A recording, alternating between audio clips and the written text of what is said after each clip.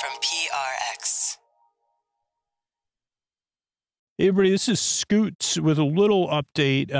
We're running these Willy Wonka recap episodes in lieu of some newer TV show recap episodes, and that's just in solidarity with the strike. It's a really old movie, and we have a whole season of one TV show recorded, TV recap cooking show recorded, but it's on a platform, and right now I want to show solidarity with the performers and the writers who are on strike. So I'm not going to put those episodes out until the strike ends. And we also have a couple Patreon, a movie that's on a platform exclusively. So this older movie will come out in two forms. And then after that, I have plans for some stuff. So don't worry, there'll be recap-esque episodes coming out. And, there'll also be a link in our show notes where you could show your solidarity or, take action to support the SAG and WGA and to show solidarity with other workers out there. So just a little FYI, episodes are still going to come out, and we'll still have recap style episodes. It'll just be a little bit different for the time being. So yeah, that's a little update from Scoots. Friends beyond the binary, ladies and gentlemen, boys and girls. It's time for the podcaster who's here. You wouldn't say, you'd say, I'm not a wonk. Though if I don't know, I've heard this. This is one of the many words I don't understand the definition. They say I'm a policy wonk, and I'd say I'm not even a candy wonk. I don't know what a wonk is. I know I know what Willy Wonka. I wouldn't even know where to go to get some Wonka candy. Probably the grocery store. Another thing to get, put on my, I guess, they could go to a candy store. But tonight we're talking about Willy Wonka and the Chocolate Factory, the movie, the motion picture from 1971. This will be our second hour talking about it. Oh, boy, you're in for a treat you could sleep to. Because I'm full of pointless meanders and superfluous tangents. Welcome to Sleep With Me, the podcast that's here to put you to sleep because you deserve a good night's sleep. You deserve a friend in the deep, dark night. That's me, applying for the role to keep you company and take your mind off stuff so you can get that sleep you need. Your life is more manageable. I make this show because I love making it and because I've been there in the deep, dark night. So happy to be here. If you're new, this show is a bit different. It does take some getting used to. So just see how it goes. I'm just here to help and to keep you company. What we got coming up is support, then a long meandering intro meant to ease you into bedtime. And then we'll talk about Willy Wonka and the Chocolate Factory, the motion picture. I don't know why I love saying that lately, but just makes me laugh. I have no idea why. There was Star Trek, the motion picture, and there was something else, the motion picture. Those are the only ones I can think of. And it wasn't Willy Wonka and the Chocolate Factory, the motion picture, because that's more than a mouthful of chocolate. But some part of my brain literally just said of celluloid. And I said, thanks. Maybe that part of my brain could be a wonk. It's not. It's wonking on my door. So anyway, see how it goes. I'll be here for over an hour to keep you company as you fall asleep. Welcome to Sleep With Me, the podcast that puts you to sleep. And here's a couple of ways we're able to do it for you for free twice a week. All right, everybody, Scoots here. Do you listen to Sleep With Me on a regular basis? You value, do you know how much I love putting you to sleep, keeping you company, being here for you on a regular basis, being your friend in the deep, dark night? Couldn't do without all of you. Love it. But here's the thing. We got a free trial at Patreon at the $10 level. You can check out. I strongly encourage you to go to sleepwithmepodcast.com/patron, try out the $10 free trial, get your bonus content set up, and just wait till you see what's in store for you. You could see the all intro episodes, the story only episodes, the ad free episodes, all night episodes, all the Ray episodes on location. There's so much. There's over 2,000 episodes. So sign up. You could you could just sign up and support the show. You'll save money annually, or you could test out that free trial. You could do all that at sleepwithmepodcast.com/patron, sleepwithmepodcast.com/patron. But really, it's not about the bonus content. It's about how it feels. Like when I hear from patrons, they feel like they're a part of. They know, hey, I know the podcast is going to be there for me and everybody else that counts on it. I know you love making the show, Scoots. So here's the thing. Set yourself a reminder right now to check out the free trial, sign up as a patron. I don't know what you need to do, but set a reminder right now and just say, hey, Sleep With Me is important to me. I do listen every night. I listen to 8 episodes a night, or I listen 4 times a week, or it got me through this really tough thing, and it's getting me through this other tough thing, and I want to support it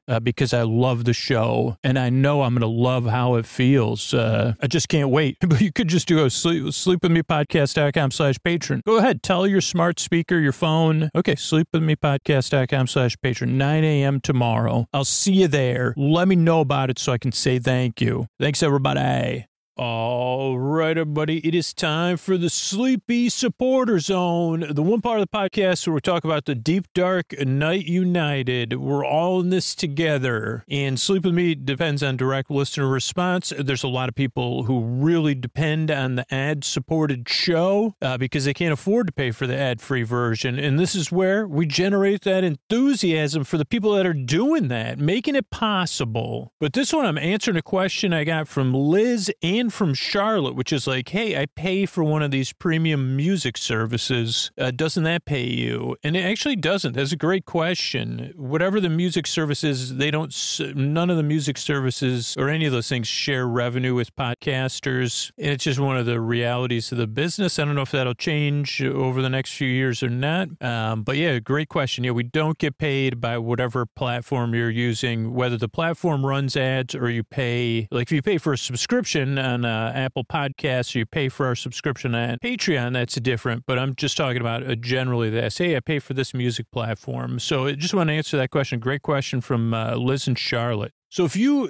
want to hear your voice, your name on the Sleepy Supporter Zone, check out one of our sponsors. Take a quiz, download that ZocDoc app, check out Air Doctor, check out Progressive, our new sponsor Odoo, Polysleep, Helix, whatever it is. After you check them out, let the sponsor know about it. Let me know about it, especially if you support the sponsor, because then, I mean, obviously that's what they're looking for. But even knowing that people are interested in them and taking action is huge. So appreciate everybody that does that. And you know what? I know now as a fact, there's so many people that appreciate it too, that are really, really thankful because they're getting ready to fall asleep here as we wind down the show. So thank you so much for taking action. And if you do that, you want to hear your name on the Sleepy Supporter Zone, I forgot. You fill out the form at sleepwithmepodcast.com/sponsors. Second part of the Sleepy Supporter Zone, you getting the support you need right now. There's links to resources if you're having a tough time. You could connect with, including international resources. It's also about being a part of positive change, not just saying Black Lives Matter, not just saying stop AAPI hate, not just saying support Ukraine, but taking action, learning more. There's a couple things we've been doing this year. Supporting the Trevor Project. We were supporting the Orlando Park Stop fundraiser. You can still use their link, orlandoparkstop.com/charity, to support the Trevor Project with one-time or monthly support. Or you can join us in building hygiene kits for the Midnight Mission.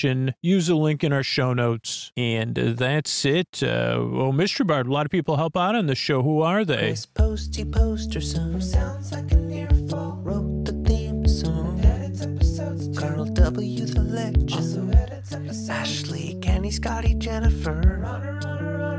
Eric and the team at Astound or on the website. I am the Mystery Bard. I do the lullabies, yeah. I do commissions at JonathanMann.net. I'll write a song for you. Any reason at all. You can tell me the story and I'll make it personal. You see the kindness shine straight on through when the listeners form their own Facebook group. Keith, Stacy, Sarah, Julie, and Jennifer. These are your moderators. Get support, dear Scooter, on Patreon. Buy the merch and support the sponsors. You can find anything you want at sleepwithmepodcast.com. And we're so proud that we Lois, get Lois, Hannah like banana. Leah does the transcripts. Thanks, Mr. Bard. Yeah, by the way, most comfortable way to listen to Sleep With Me branded sleep phones. Just use our link, sleepwithmepodcast.com/sleep-phones, and use Sleep With Me at checkout. What do you say we slow it down and get on with the show? Hey, are you up all night tossing, turning, mind racing, trouble getting to sleep, trouble staying asleep? Well, welcome. This is Sleep With Me, the podcast that puts you to sleep. We do it with a bedtime story. All you need to do is get in bed, turn out the lights, and press play. I'm going to do the rest. What I'm going to attempt to do is create a safe place where you could set aside whatever's keeping you awake. It could be thoughts on your mind, thoughts about the past, the present, the future, thinking thoughts, thoughts with a GHT, or thoughts like just no T. You could, thoughts, it could be feelings, anything coming up for you, feelings related to those thoughts, or feelings that are left over, feelings that are just making their appearance now, late in the day, right in time for bedtime. Feelings. You might not think you need us right now. It may not. Is this a good time? Is this inconvenient? It's time to feel. But no, feelings that are coming up. It could be physical sensations, changes in time, temperature, routine. You know who I haven't given a shout out to is a third shift. Anybody working a third shift, or even a second shift, or a first shift, a fourth shift? How about a fourth shift in 4D? Like people working on 4D attractions on the fourth shift. And again, a lot of people say Scoots, there's not fourth and fifth shifts. And I say there are. Within my mind, there's more than 24 shifts of thoughts, feelings. But whatever it is that's keeping you awake, I'm here to take your mind off of it and keep you company while you fall asleep, which is a bit different than most other sleep things. And this show is very different. I make the show, as I said earlier, because you deserve a good night's sleep, right? You deserve a bedtime you could at least feel neutral about, or at least a bedtime you don't have to dread. And especially when I'm really going through it, I'll start dreading Sunday night on Friday afternoon, or definitely by Saturday. And you deserve a bedtime, ideally, after a while, whether this podcast is a part of it or not, that you could look forward to. And you say, well, at least I have these things that I know I like at bedtime. And that's what's been working for me. That's why I make the show.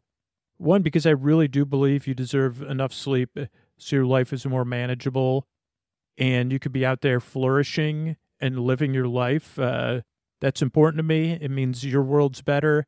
That means the whole world we're in is a better place.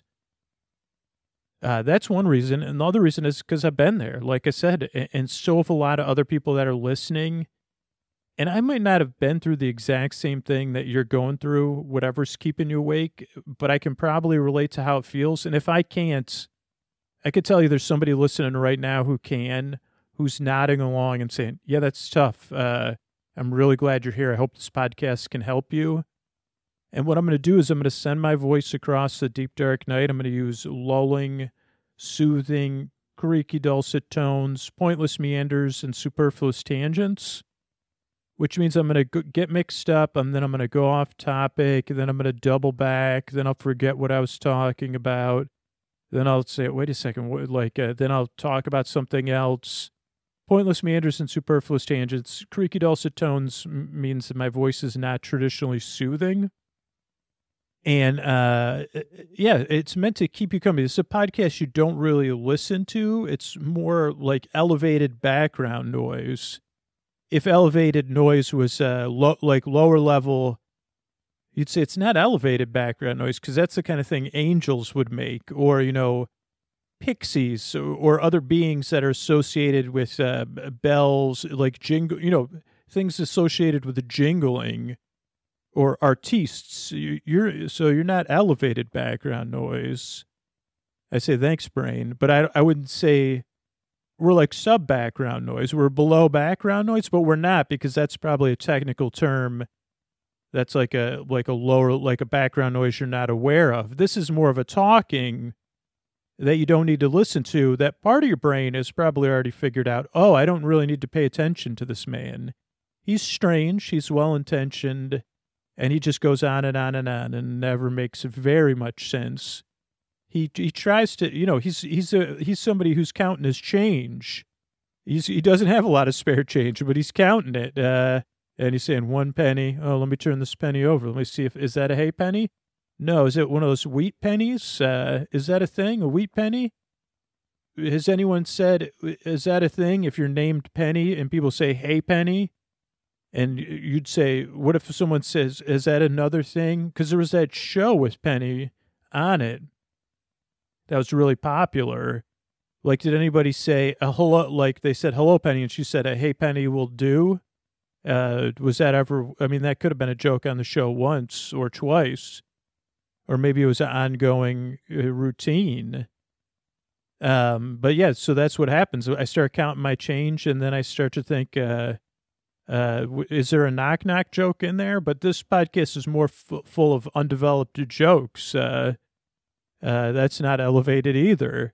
But it's a podcast you just kind of enter, you say, okay, I get it, man. You're trying to, So that's part of it. It's like a out-of-focus picture that you say, oh, that's probably something nice. I don't need to figure out what it is.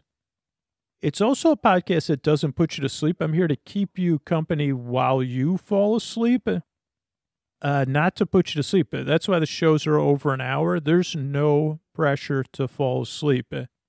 I'm here to keep you company and take your mind off of stuff, whether you're awake or asleep, because there's people who are listening, a small percentage of listeners, but I want those people to know they're not alone either. I'm here to the very end, whether you're awake or asleep. I'm here to be your friend in the deep, dark night. And you just fall. At some point, you just say, I have no idea what he was talking. At first, I thought he was talking about hay pennies. But then I said, I think you're referring to the wheat penny. And then I realized he was talking about, like, he called it Third Rock from the Sun. But he realized that wasn't the show. That wasn't the right name of the show. Then he called that. Then he said, is that John Larroquette or John Lovitz? And then he said, no, it's not. But now I can't think of the But he said, because I was just talking about that John, because he was in Footloose. And then he went back to trying to explain what his podcast was. So, yeah, I don't know. But I slept great. I have no idea what the podcast, it was supposed to be about Willy Wonka, but I don't know if you ever talked about Willy Wonka. So that's kind of the gist of it is, I'm here to be your boyfriend, your boy your boy sib, your boy bud, your boy bestie, your neighbor, your friend in the deep dark night, who's just here on call, the rambler, the incoherent rambler. So let's see. So it's a podcast. Oh, most people don't like this show on the first few tries, or it doesn't work for them. And that's from people that pay for the podcast that I hear from. They say, man, I didn't like the show the first few times I listened to it, or it didn't put me to sleep because I kept waiting for it to get started, or I kept waiting for the magic to happen. And it's kind of like if I was a magician and like if Sleep With Me was a magic show, it would just be me setting up my stage and, stuffing, what are those things called? Kerchiefs. I almost called them herchiefs. Kerchiefs. He said I could do that. I'd say, "Oh, these aren't kerchiefs because they're not mine. I borrowed from my mom. They're herchiefs, and I'm just going to put these in my sleeve here. Don't worry, all part of the routine. I've got a rabbit here. Okay, check. I would have a checklist that say it would be if I had a checklist, it would be crumbled up and probably in a few different pieces. It'd be on scraps of paper. Okay, rabbit check." Rabbit feed, check. Carrots, check. Oh, this is the wrong. Oh, cedar rabbit flakes, check. A salt lick. Oh, this is a shopping list. And then I would go, I'd have one of those, the top hat. Okay. Magic wand, check. Magic, question mark. Okay. And that would be the whole, like you'd say, that's for, like, I thought you were going to do magic tricks. Oh no, this is like, it's just a metaphor within a sleep podcast. But yeah, I never get started. The magic never, that's what people said. They said, oh, I wondered when the show was going to get started. And then after 3 tries, I realized, oh, it's always going. No, Sleep With Me, always going nowhere. It's just also the other thing is if you get to the show and you're anything like me or most listeners, you're probably already frustrated. You're probably already skeptical. You probably tried a ton of different stuff to help you fall asleep. And you're, probably aggravated because you said, man, I'm just trying to get some sleep here. Somebody told me about this show, or I just searched for it and now you're talking in my ears. And so that's a normal way to get the show. You probably spent a lot of money on different sleep stuff. And so this is going to take some getting used to. Now, if the show never works for you, or you just are like, oh, I don't think I like you, that's fine too. That's a normal reaction. Like sleepwithmepodcast.com/no thank you has a ton of other sleepy stuff on there. You could check out other sleep podcasts and other stuff I've used to fall asleep.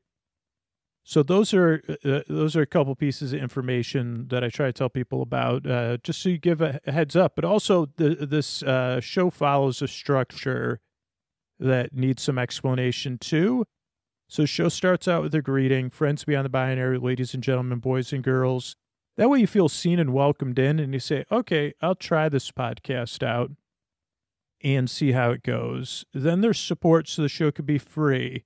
And then after the support, what we're in now is called the intro, and it's very long. Like, it's not a concise intro. And I just go on and on and on. It's usually somewhere between 12 and 20 minutes long. And I've done whatever. I don't, how many episodes have we done? Like 11, almost 1,200 episodes.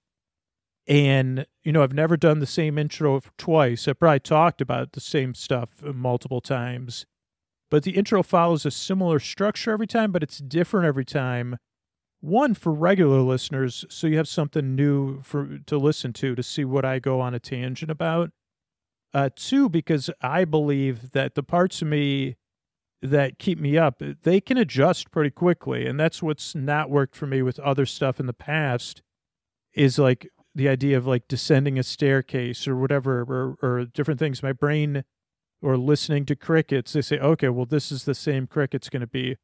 Old Chirpy's coming on at 8 minutes. And so I just adapt in a non-positive way to most sleep stuff. So having the show be different every single time, it's important to me. And it's also important to me because, I'm not here just dialing it in. I'm here to give you the best possible pointless meanders I can. But the other thing, and this is really frustrating if you're new, the reason the intro goes on and on and on is so you have some time to get ready for bed or to start to unwind. While there is a small percentage of people that skip the intro and a small percentage of people that we're so happy for that are already asleep, or for people whose partners are sound asleep, oh, we're so happy for you. But for most people, and this includes myself, it does take a little transition time, easing into bedtime, or a slow lowering of the volume on the day. That's just what's been shown to work, what I've seen work for me most of the time. So the intro kind of serves that purpose. You could do something, you could get ready for bed, you could be in bed, why can't I say that? In bed getting comfortable, or you could be just doing some other chill wind down activity. But the idea is just to have a little bedtime routine and transition from being awake to asleep. So that's the other thing the intro does. And then there's support again between the intro and the story. And then tonight's story will be the second half, like the majority of the movie, Willy Wonka and the Chocolate Factory. Because I started talking about it in another episode, but then I just realized, I talked about it for 55 minutes, and I was like, okay, well, we just got to the very beginning when Willy Wonka came out. So we'll talk about it some more, and oh boy, will it be, the idea of me trying to remember a movie that I want to call the motion picture, it's very sleepy stuff. I'll even talk about an amusement park I went to, so that's the structure of the show. And this is really why I make the show. I know how it feels. I really enjoy being able to be the person that talks to you and keeps you company. I think it's an important job. I try to balance being barely funny and silly and friendly, but also just being here for you. because I know when I can't sleep, whether I'm alone or in a room with my family, like, I was in a house full of kids growing up. Even then, it felt very lonely when I couldn't sleep. And I don't know. That's just what works, I think, about this show for the people it works for, is I'm going to be here talking, and you could sleep through it and not pay attention to it because there's no pressure to do that.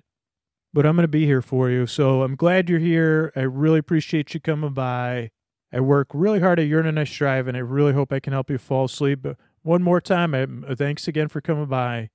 And here's a couple ways I'm able to do it for you for free twice a week. Sleep With Me is brought to you by Progressive. Most of you aren't just listening right now. You're driving, cleaning, and even exercising. But what if you could be saving money by switching to Progressive? Drivers who save by switching save nearly $700 on average. And auto customers qualify for an average of 7 discounts. Multitask right now. Quote today at Progressive.com. Progressive Casualty Insurance Company and Affiliates. National average 12-month savings of $698 by new customers surveyed who saved with Progressive between June 2021 and May 2022. Potential savings will vary. Discounts not available in all states and situations. Everybody, it's Scoots here, and this is part 2 of unexpectedly a 2-part episode. So settle in, as I'm going to be talking about the Willy Wonka and the Chocolate Factory, the 1970s film. Because I started like in typical Sleep With Me fashion. Though I don't know if it's ever happened with Tale of the Tape. I never got to the movie. I talked about it for about 55 minutes or something. And, well, I got to the movie. I just didn't get to the Willy Wonka. We got as far as the Chocolate Factory. No, actually, we got as far as outside of the Chocolate Factory. So when we last left off in part 1, this is called a Tale of the Tape episode, where I try to remember the plot of a movie that was that I saw a lot at some point in my life and had a major impact on me. And so in the first episode, I kind of talked about how and when and why this film had an impact on me. And then I started to remember the movie. Now, this is the Gene Wilder version of Charlie and the Chocolate Factory. And the parts I remembered so far was Charlie, Buck. Well, I don't know if his name's Charlie Bucket or that's some Dickensian character. But there's Charlie, his grandfather, Charlie's mother, and Charlie's other grandparents. They all live together. Charlie goes to school, sells newspapers. Charlie's mom works very hard. And it's also in the town they live in. There's a gigantic chocolate factory shrouded in mystery. At some point, I guess I don't think I talked about this. I don't remember why. I think, because there's so many secret methods of producing chocolate that Willy Wonka said to Willy Wonka's staff, like, I'm replacing you with beings from another world and that can keep secrets and that are going to, like, live here or something. And so the factory was sealed from the public forever, but the chocolate was still loved or beloved by children and adults. But then I guess, I don't know if it was ever established that Wonka was looking for an heir or someone to take over. Also, these are based on books that I never read and I know absolutely nothing about. And there was another movie, and we talked about it in part 1. And, I don't think I'll remember. I mean, maybe if we have time, I'll talk about that movie and what I remember of it. But most of the time I watched that movie was before I got sober. So this is a movie I saw as a kid before I had discovered things that would make trouble in my life. I don't think I've ever seen John August's, I think that one is called Charlie and the Chocolate Factory, where this one's called Willy Wonka. And maybe the only thing I remember is, was it? Oh no, it wasn't Christopher Plummer. Was it Christopher Plummer in that movie? Or is it Christopher Lee? I think it's Christopher Lee and not Christopher Plummer.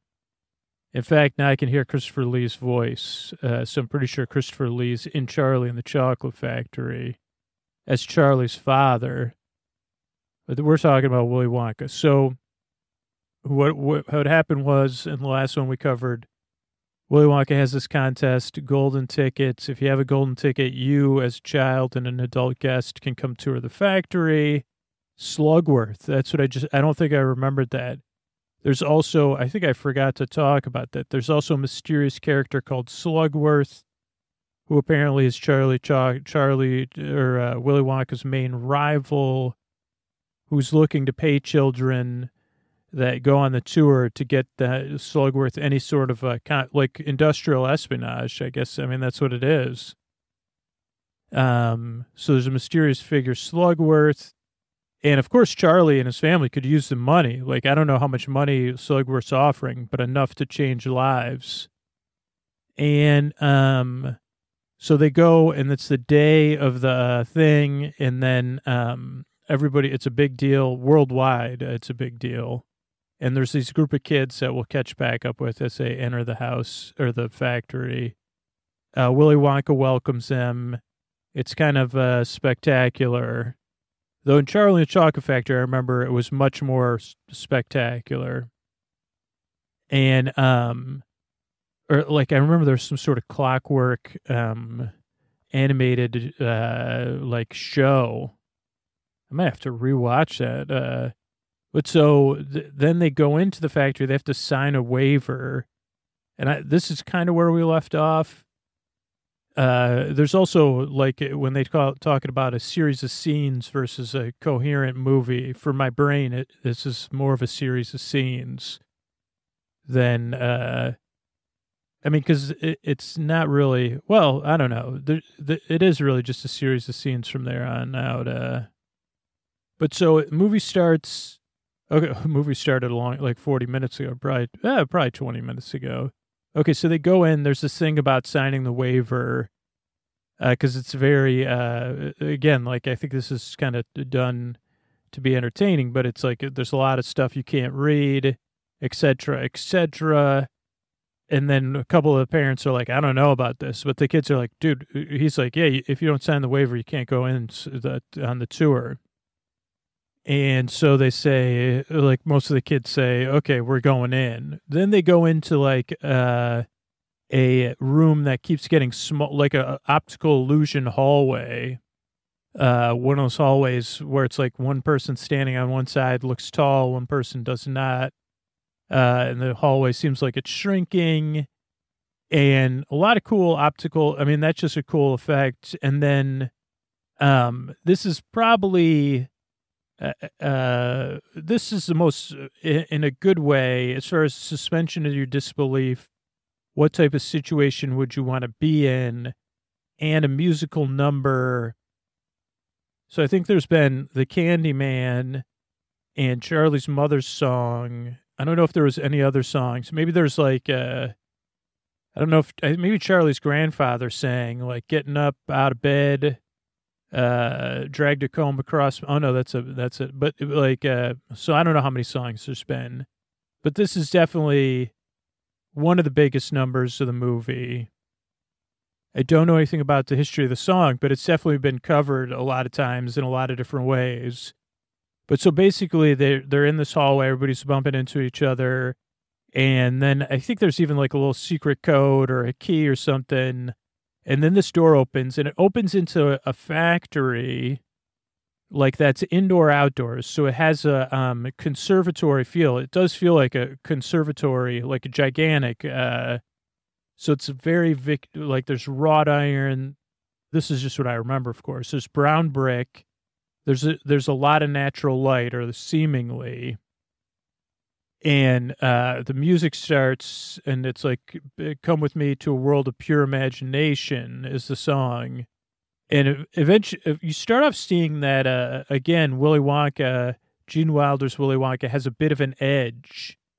He's someone that most people would say, I'm not sure about that guy. Like, especially any kids would be like, Yeah, I don't know about that guy. Like, he's intriguing to me. But yeah, I'm gonna need, like, the kids wouldn't say no. They'd say, "Hey, I'm gonna need you to hold your hand while we hang out this Willy Wonka." And he's definitely seems to not like kids that don't follow his rules already, because he wants everybody to walk, but no one to walk in front of him. And I just remember that being like, I don't know, just seeing the strictest. And then he lets the kids go, and they get released into this garden, and everything in the garden is edible candies that are also flowers. I mean, presumably an illusion somehow. But like, there's giant melon, like everything's edible. Edible teacup flowers, and it really is a wonderland, a world of pure. I mean, it's not imagination, and it's the way the song is sung. I think it is one of the big moments in the movie, or why it stayed with me. Is I don't know. It's just sung in a very deliberate way that's enjoyable, but it has some other elements to it. I don't know if it has any foreboding elements. I would say that just Gene Wilder's manner as Willy Wonka's foreboding. But so basically, we get this long sequence of singing and activity and kids eating and frolicking and just eating tons of candy. Like, and the parents or the adult figures reverting for the most part. So they're reverting to a childlike attitude of eating candy and play. And then at some point, the first boy and his mom, they run afoul. And I don't know if there was a rule already expressed because I wasn't paying attention, but I think it was like, don't go anywhere near the river. There's a chocolate river. Maybe that's the centerpiece when they walk in. They say, oh yeah, it's a real river. It helps mix and aerate the chocolate. There's a chocolate waterfall. But it's chocolate to be used in candy, so you can't touch it. I mean, that's basically the gist of it. But it is a little watery, like, so it looks like Yoo-Hoo, to be honest. And as a kid, I was a big Yoo-Hoo fan. I mean, I would only occasionally have Yoo-Hoo, so I think that's why. But like, Yoo-Hoo was not an aspirational. It was another drink I associated with New York City. Even though the times I had Yoo-Hoo was normally when we'd be in Pulaski, New York in the wintertime, and there would be like a kind of a food stand for fishermen, winter fishermen, and we would go to it, and I would get a Yoo-Hoo there. For some reason, not a hot chocolate, but a Yoo-Hoo. Or I guess it would be the fall, the autumn, which would still be cold. But so this kid, Augustus Gloop, he goes and starts drinking. He loves chocolate. That's his character's thing. Augustus Gloop, chocolate lover. So he, in some sense, he may have been Willy Wonka's biggest fan. Yeah, because like the next person that appreciates candy would be Violet Beauregard. Because Mike TV and Veruca Salt, like, they don't, I mean, I guess Charlie, but Charlie likes, I mean, he's a kid. But so this Augustus Gloop, he starts drinking out of the chocolate river. He decides to splish splash take a bath in there. And basically Willy Wonka says, hey, now you got to dry off. Like, we can't have you dripping chocolate everywhere around this place. Also, now you've gotten, this is chocolate that was for, consumption. So now we've got a, real deal, like, it's not good. And I don't know if there was ever a rule expressed, but if you break the rules, you get kicked out. But that's definitely the case. So, but he says, like, okay. And this is where at some point, maybe even before this, we meet the Oompa Loompas, who are the people that work at Charlie's chocolate factory. And I don't know when we learn their backstory, or not Charlie's, whatever, Wonka's,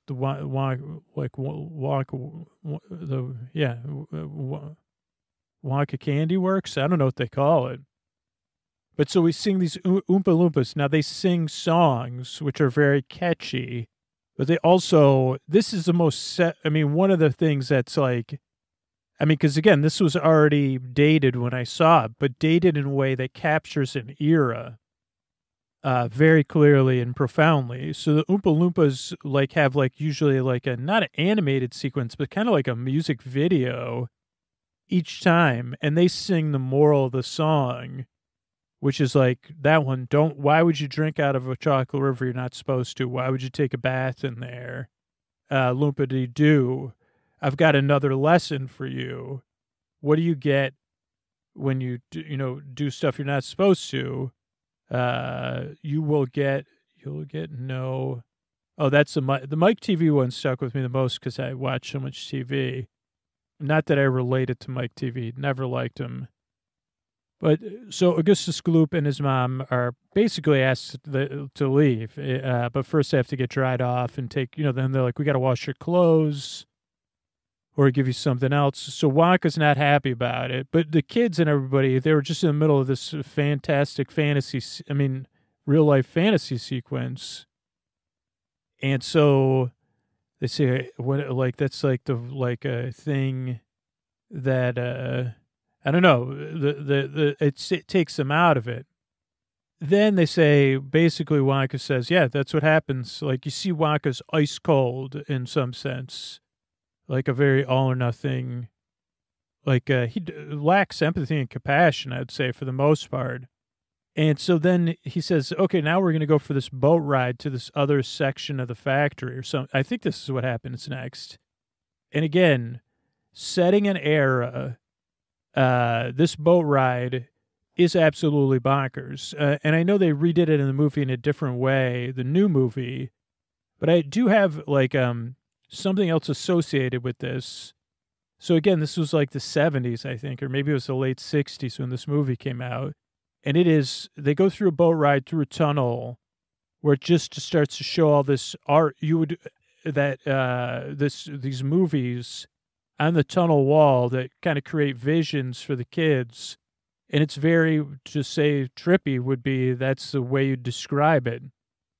But also in a way that, again, does have some meanace like to it, where you're like, what is this is not what I mean, this would be the first point other than overall Wonka's mannerisms, because even the Augustus Gloop thing, you'd probably write off. You'd be like, well, they did break the rules, and sounds like Wonka's taking care of them, going to wash their clothes, and then you're right, the kids shouldn't have been messing in the chocolate river. He told us not to.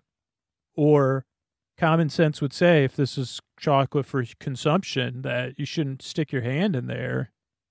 But this boat ride, any adult would be like, okay, but like, and I think it's actually Mike TV's mom, and she actually sometimes is the voice of reason that I'm remembering. And Charlie's dad's more the voice of caution, or Charlie's uncle or grandfather. But the mom, Mike TV's mom, she's the one that actually speaks out. I mean, the other people do, but she's more speaks out like, this is so whack. Like, and I don't know if this is one of these moments when she does that, but she says, I mean, basically she's like, this boat ride's nuts, man. This is just my memory. And the other thing I remember about the boat ride was at one point, so again, you would associate this, like this was before 420 was a thing. So I don't know I wasn't alive during the 60s, in the 70s. I wasn't partying like this. So I wasn't even doing that during the 80s. But it's like, I don't know what kind of partying people did where this would be the boat ride you'd go on. But I do know that at Sylvan Beach, when I was a child, they had an indoor scrambler ride. And the indoor scrambler ride, so Scrambler is a fairly dull ride that you see at a lot of fairs and stuff like that. It's just you sit in this, and I went on it once last summer or 2 summers ago, and I said, oh yeah, I don't like Scramblers. Now as a full-fledged adult. But this one at this Sylvan Beach, which was a small amusement park, they figured out, they put the Scrambler indoors. And then they had projections like this, and then they would play strobe lights, and they would turn the lights out. So it was like a scrambler for people who were pre-scrambled, or kids that were just like, this is so, like as kids, I never understood it. and I didn't realize that it was marketed towards, teens or whatever, or young adults. But I said, there's something about this strangeness, surreality, I guess. I don't know if any of it's surreal. I mean, the Oompa Loompas stuff might be surreal. But anyway, like that type of strange reality, like that the two things were very similar. I mean, it wasn't the same movie projections as Willy Wonka, but it was these kind of projections where he'd say, "Whoa, man," but then occasionally he'd say, "Whoa, man, I don't need to see whatever, an ant farm. Like, this is too close, man. I don't, ant farm's not for me right now." Okay, so go on this boat ride. Everyone is like, what the heck? There's even a close-up because Wonka's like reading a poem while the boat's going on. That's like, so his mood, I forgot about this. His mood is like where you're like, what the heck? Like, he kind of goes into this strange poetry fugue state, and there's different projections on him or lighting. And it's it's definitely worth seeing. It's just off. Like, I mean, it's awesome for the film because it does give the film nuance in some sense. Because you say, like, I mean, I would have probably been like, can we get the heck out of here? Like, I don't like, what do we get, a lifetime of chocolate? Like, so just weird boat ride. Okay, they get off the boat ride, and then they start going into different like laboratories, like candy laboratories, I think. And I don't ever remember what order they're in, but some of them that I remember, and this may have been earlier, is like lickable wallpaper. So there's like wallpaper that tastes like different things, like it's kind of like scratch and sniff. And so everybody's like, holy cow, like this, tastes like banana. Oh yeah, this tastes like mostly positive things. But there's like, I think there's like, yeah, biscuits and, whatever, beans and toast. So they go there. Then they go to like this machine that's a lot of like not steampunky, but like almost steampunky. Like, so there's a super like trippy machine, makes like steam and weird noises. And that's producing everlasting gobstoppers, which was like, I guess, like, what were they called? Like, it's candy you put in your mouth that lasts forever. And everybody's like, this is madness, man. Like, why would you want to do a candy that will last forever? And Wonka, says, because I can, or something. I don't know. Says, because I wanted to find out if I could. But he gives each kid an everlasting gobstopper. Now, those were different. As a kid, when I was a kid, you could buy everlasting gobstoppers. Thing was, they didn't last forever, but they did as you sucked on them. They were like, oh, what do they call them? Like, they're like not hard candy. They have a term, not great for your jaws candies. Or there's an album, Olivia Rodrigo had Sour. But there's somebody else that had an album that was named after this. I don't know who though. But so the gobstoppers when I was a kid, they had a smiley face, but like each layer changed colors and flavor, and then you got to like a tart center. These ones I don't remember if any kids consume them, but Charlie puts one in his pocket. Yeah, that was a gift. So that's like Wonka's like, this is your gift, one piece of candy that's going to last forever. Which again is important because basically Slugworth says, if you give me anything outside that factory, especially experimental candy, this is cutting edge stuff. I'll pay you a bunch of dough.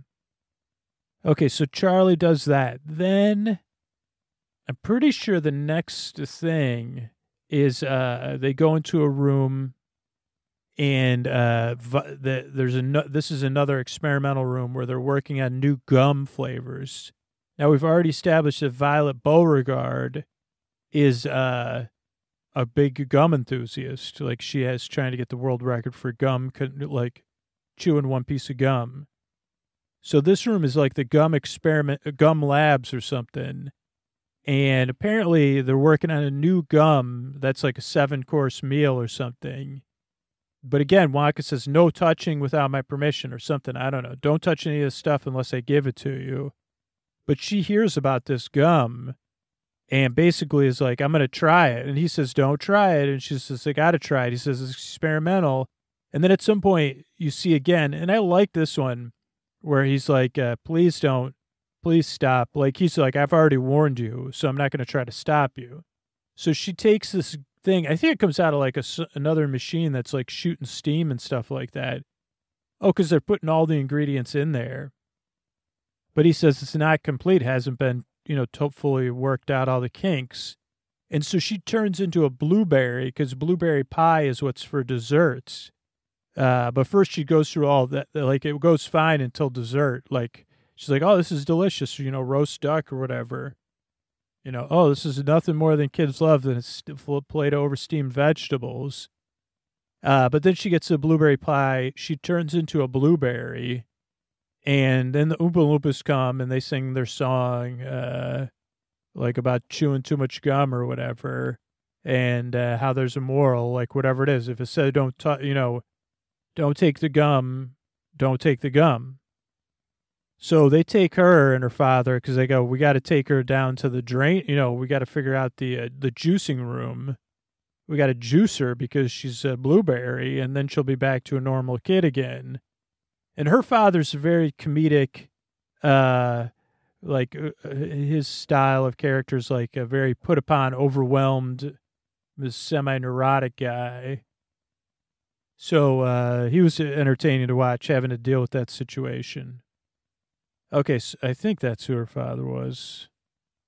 Okay, so she's gone. Then I think at some point in this sequence, there's this other room with fizzy lifting drink, which I guess is another thing Wonka's working on that can make you float.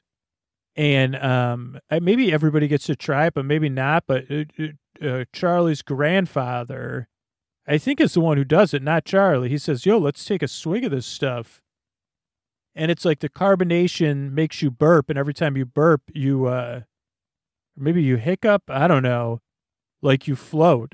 And I don't know, maybe burps bring you up and hiccups bring you down, or hiccups bring you up and burps bring you down. But they drink the stuff and they start floating to the top of this room that's kind of like a jet engine testing facility or something, where there's this giant fan at the top. And they're like, oh, no, we're going to go out the top. It's not going to work out great for us. But then they figure out the burping. They figure out the technique of using it. And then they come back down. It's somehow they rejoin the tour without it getting noticed. And I think that's that whole sequence, right? I can't remember anything else. So that's like the fizzy lifting drink sequence. Then I'm trying to think if I'm missing anything. But I don't think so. Okay, then they go into a room that's full of geese. And I think they're making like some sort of magical Easter eggs or golden eggs or golden chocolate eggs. And the geese are really cute. And this is where Veruca, she decides she wants her. Oh, wait, so everybody sings a song? Did Violet Beauregard sing a song? Or I don't know if they did, but Veruca sings a song, and it's really, really good. And I can't remember the song right off the top of my head. It's something about getting my way, basically. And because she says, I want my own, like, it's really good. Like, she takes the petals off a flower. It's just a really good performance and a good song. Unfortunately, I can't remember anything about. I mean, I remember more of the performance. So she says, "I want it now." That's what it is. I want it now.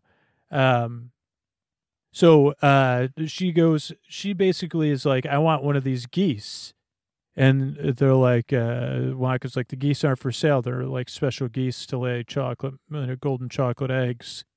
And it's not like I could just come up with new ones. Also, it's part of my business. Now, Veruca's part of the series. She's not royalty, There's no royals in this, but she's like seriously rich. Her dad's like some sort of industrialist.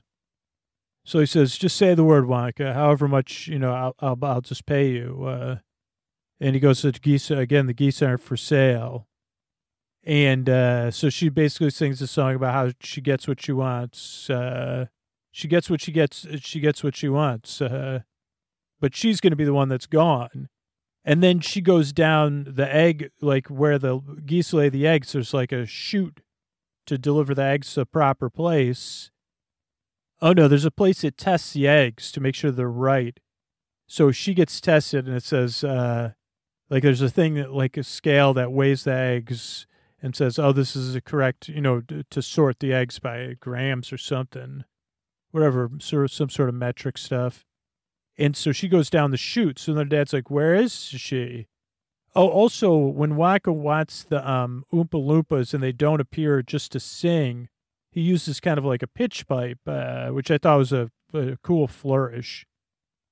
But so he calls the dad's like, where is he? And then he uses his pitch pipe, and then Oompa Loompa comes. He says, where's she go?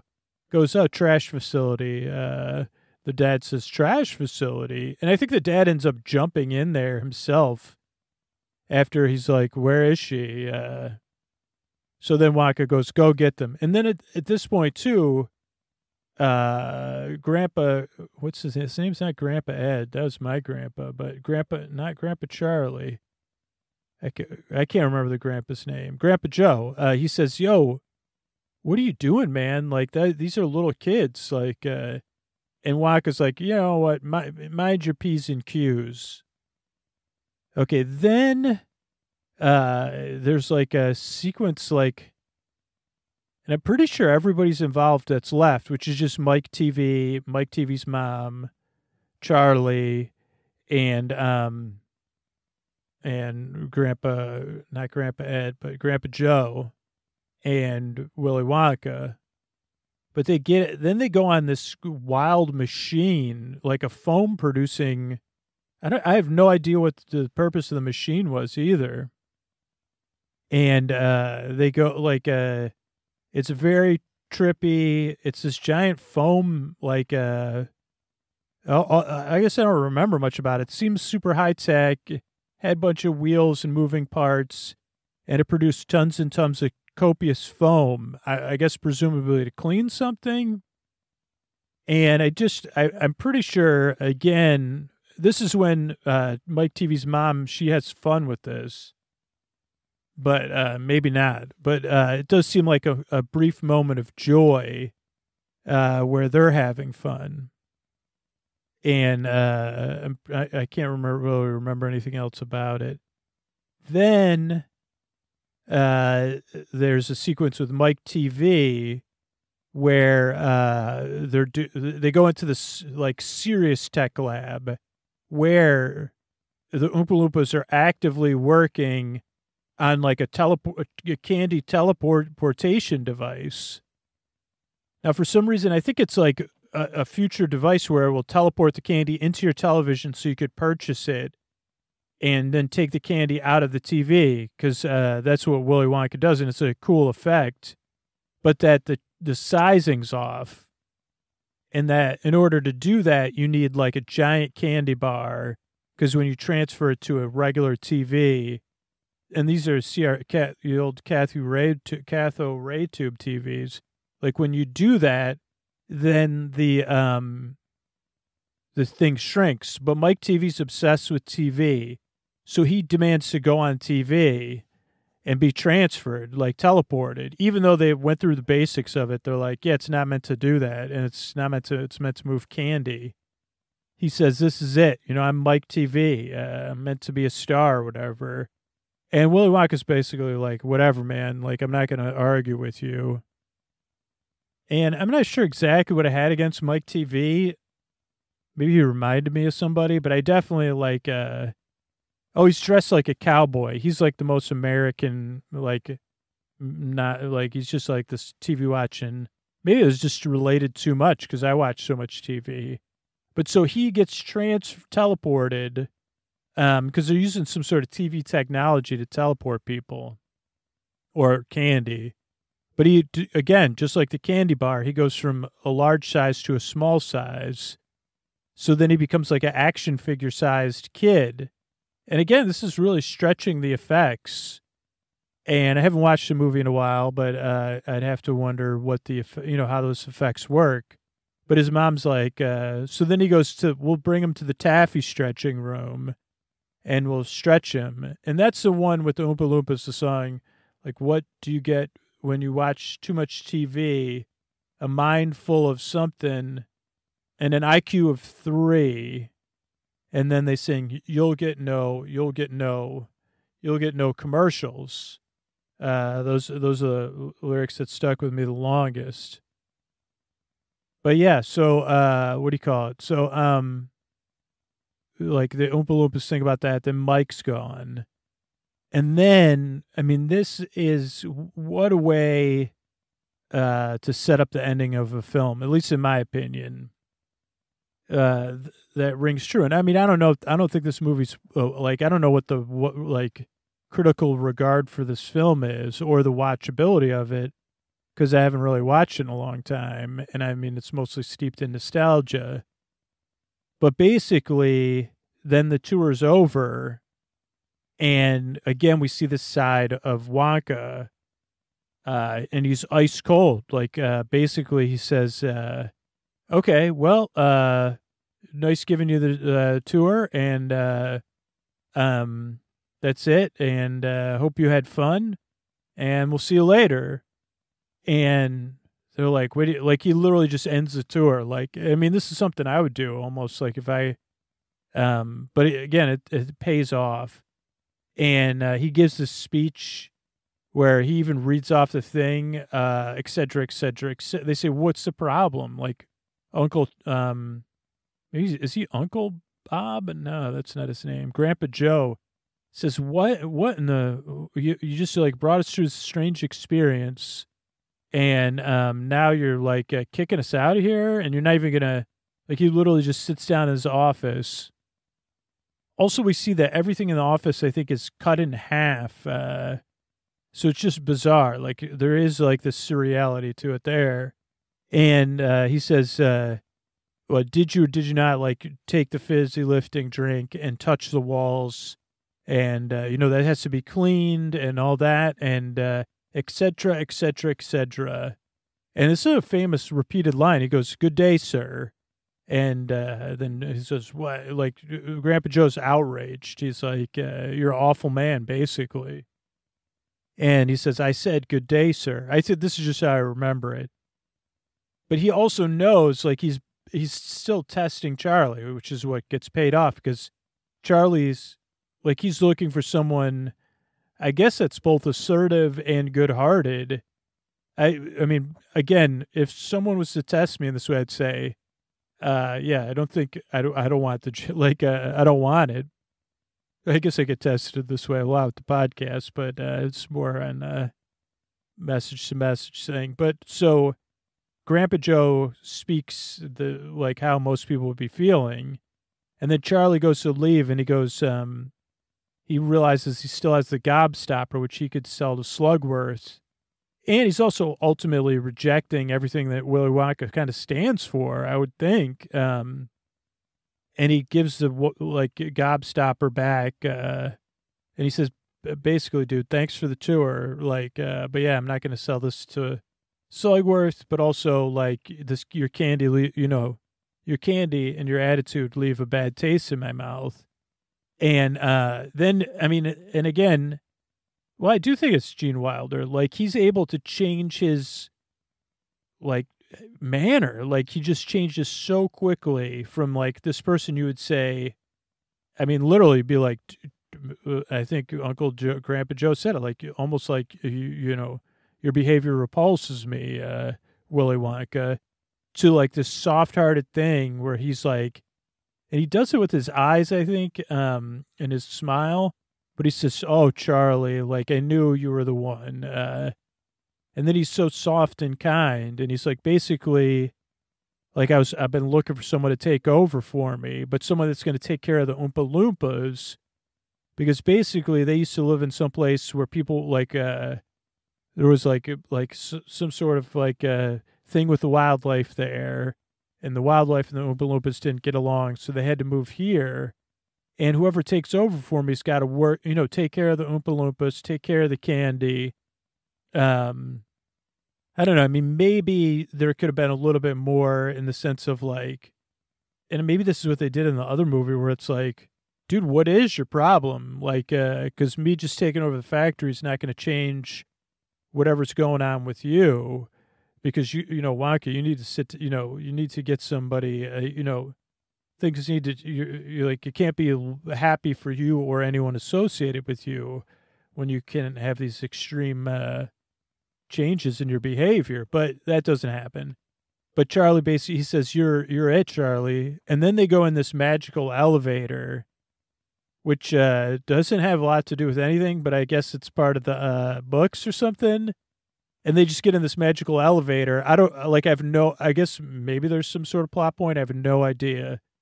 And it shoots out of the top of the factory, blows the top of the factory off. And again, this is this beautiful, created and sure with painting and stuff, factory, that has tons of wrought iron and glass, and they shoot out the top, and then they're in some sort of space age flying device, like a flying elevator. I don't know if that's one of the books, Charlie and the Flying Elevator. I think it is.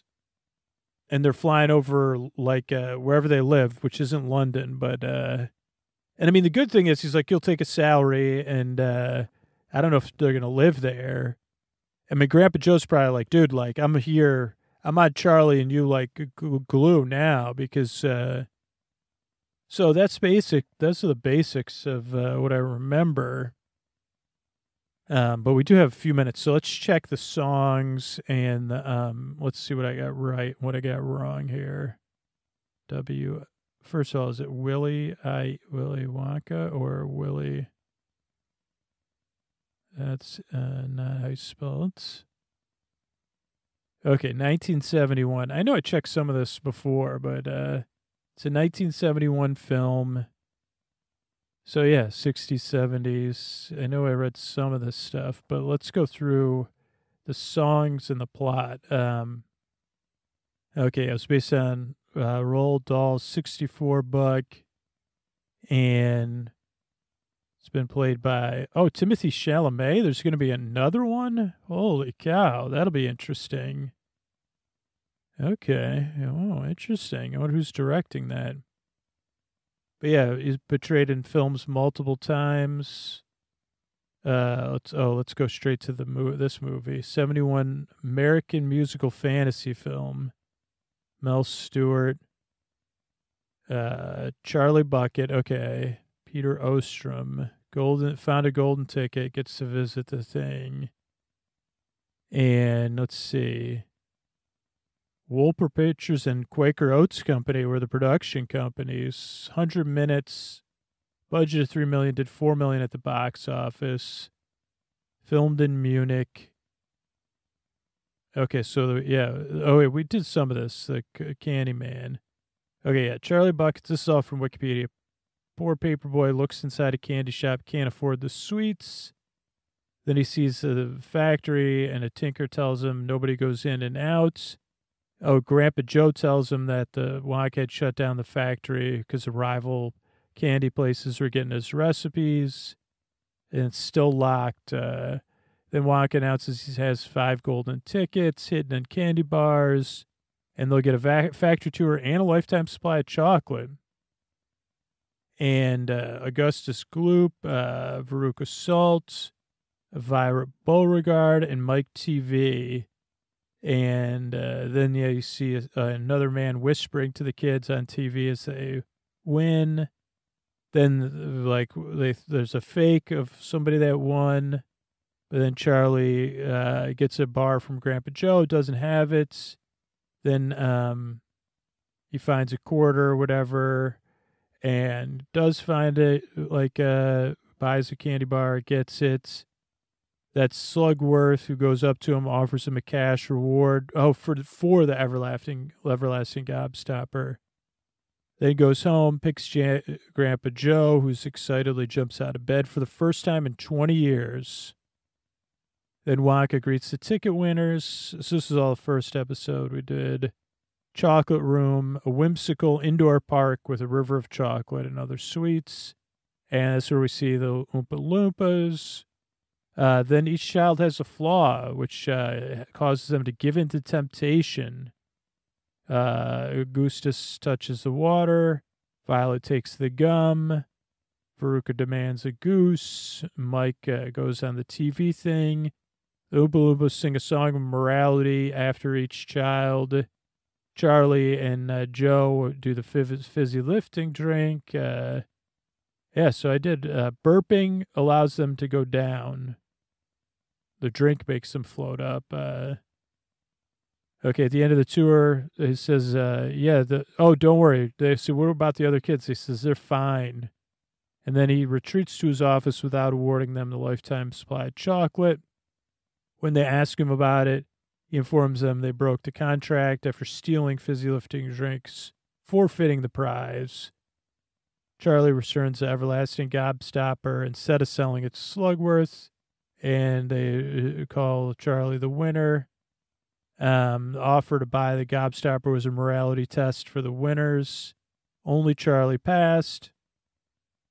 Then they get in the Wonkavator, a multi-directional glass elevator, and fly out of the factory. And reception. Film received generally positive reviews. Ebert said 4 out of 4 stars.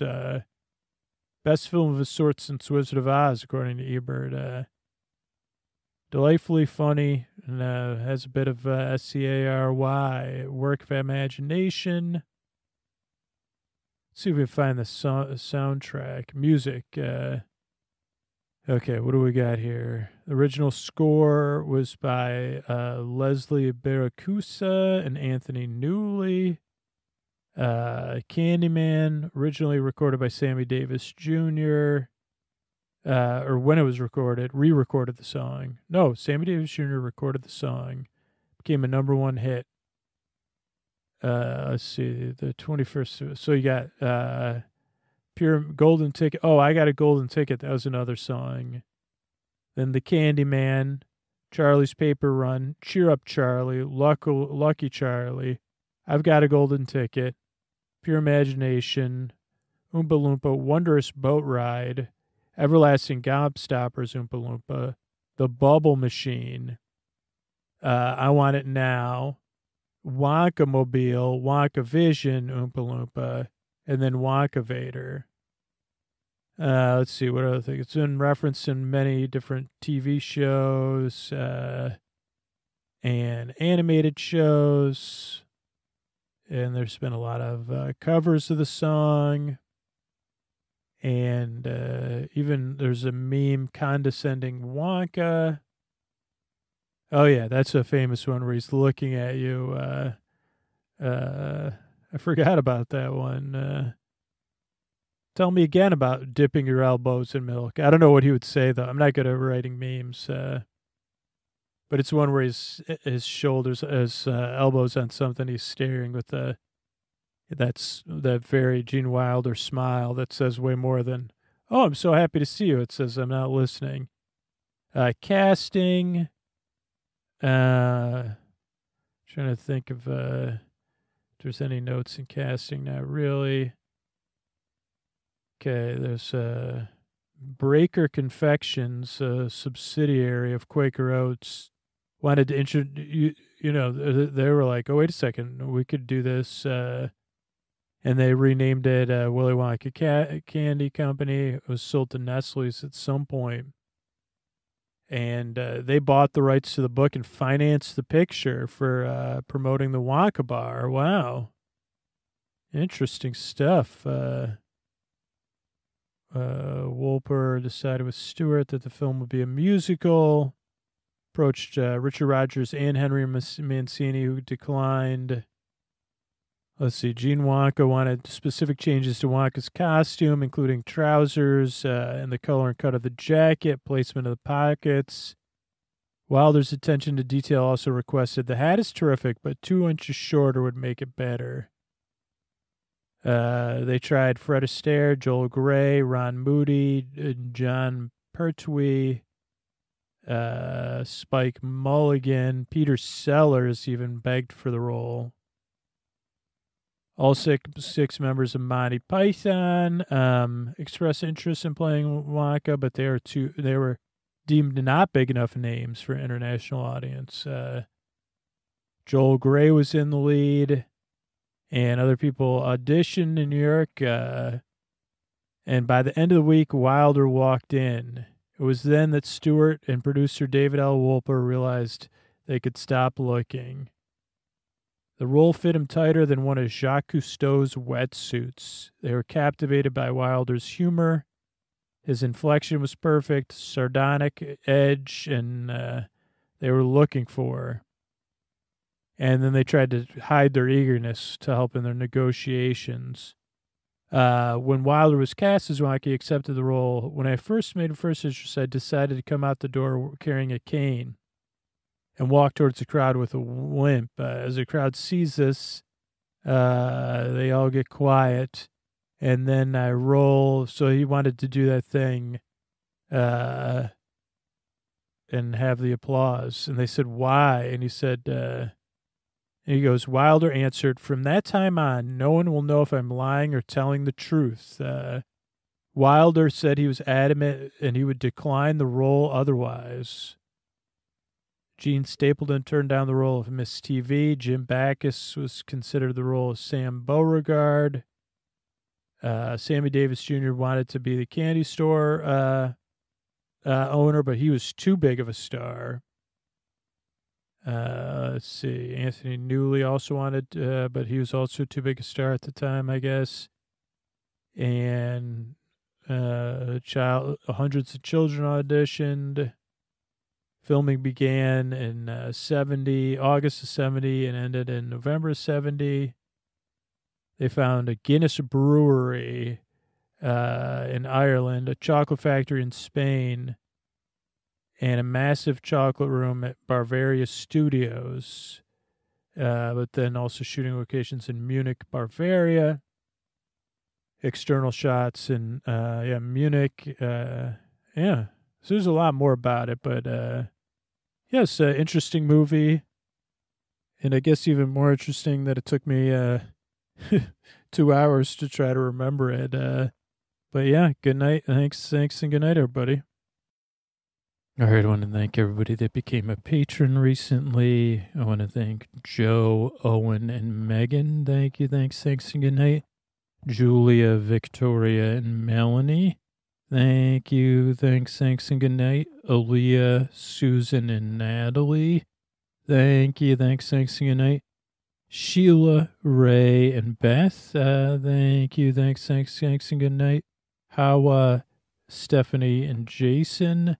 Thank you, thanks, and good night. Jeannie, Bellamy, and XP. Thank you, thanks, and good night. Mary, Kate, and Lise. Thank you, thanks, and good night. Marley, AP, and LL. Thank you, thanks, and good night. Cindy, Tamar, and Matt. Thank you, thanks, and good night. Catherine, Jeremy, and Megan. Thank you, thanks, and good night. And Toby, Terry, and Chad. Thank you, thanks, and good night. Thanks to everybody who supports the show on Patreon. Podcast exists because people support the show directly or support our sponsors. But we grow this podcast by people just spreading the word, which we also couldn't, it wouldn't exist without that. So thanks to everybody who spreads the word about the show. I really appreciate it. And thanks, and good night, everybody. Hey, everybody, this is Scoots, just tucking in here with a reminder. We could really use your support, but it's going to really feel good to support the show, too. Not only do you get a bunch of bonus content by supporting the podcast on Patreon, but you also get that relief of say, hey, I support the podcast. It puts me to sleep. It feels good. I'm a part of a club, as Chloe said, where, people are putting, people are, everybody gets it, right? That's the only reason people really listen to Sleep With Me on a regular basis is they get it. I don't need to listen, but it's here for me. I'm not alone. And I love making this show. But the reality is I'm only able to do this because of people that support the show like you. So you'll feel really good about it. You'll get some sweet bonus content. And we have a free trial, $10 at the $10 level on Patreon. Go ahead, start it up, sleepwithmepodcast.com/patron. Maybe set an alarm and a reminder in your phone right now. Remind me to support the podcast that puts me to sleep night after night after night that I love so much. Please remind me tomorrow morning. I love Sleep With Me at 9 a.m. and I want to support it. Please remind me tomorrow. I love what Sleep With Me does for me on a regular basis and I want to support it. And you can do that at sleepwithmepodcast.com/patron, sleepwithmepodcast.com/patron, sleepwithmepodcast.com/patron. Good night, everybody.